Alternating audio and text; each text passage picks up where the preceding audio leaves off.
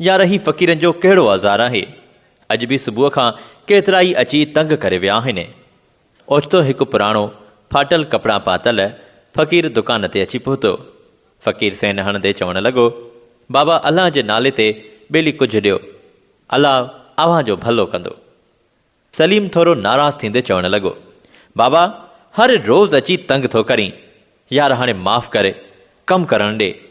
फ़क़ीर सलीम जी नाराज़गी खे नज़रअंदाज़ कंदे दुकान ते बीही ॿियनि ग्राहकनि खे वरी तंग करणु लॻो। फ़क़ीर हिक ग्राहक खे तंग कंदे चवणु लॻो, अदा चांहि जे लाइ 2-3 रुपया ॾे, दुआऊं कंदोमांइ। ग्राहक तंग थी खेसि अखियूं ॾेखारे उतां हलियो वञे थो। जॾहिं त सेठ सलीम इहो सभु कुझु ॾिसंदे थधो साहु खणंदे फ़क़ीर खे चवे थो, बाबा तूं कहिड़े कम सां लॻी वियो आहीं, को ॿियो कमकार नथो करे सघीं?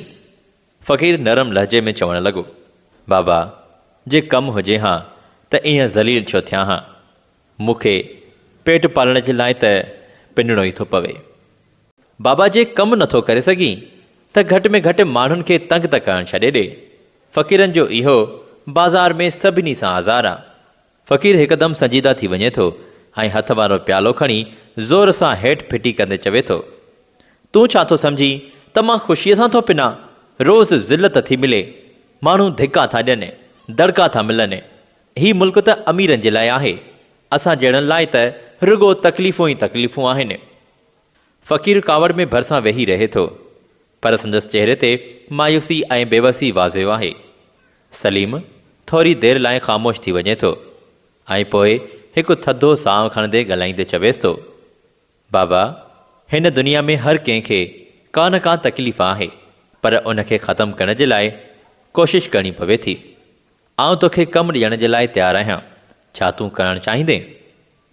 फ़क़ीर जेको पंहिंजे गुस्से खे ख़तमु कंदे थोरो संजीदा ऐं हैरत मां चवणु लॻो, तूं मूंखे कमु ॾींदे? सलीम चवणु लॻो, हा, पर हिकु शर्त आहे त तूं महिनत कंदे ऐं ॿीहर कंहिंखे तंग न कंदे। संदसि चहिरे ते लाचारी ऐं बेवसीअ जी झलक बाक़ी आहे।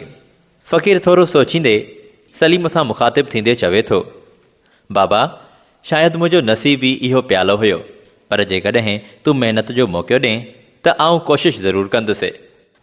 जंहिं बाद सलीम थोरो मुरकंदे फ़क़ीर खे पंहिंजे दुकान ते सेल्समैन जी नौकरी ॾेई छॾे थो।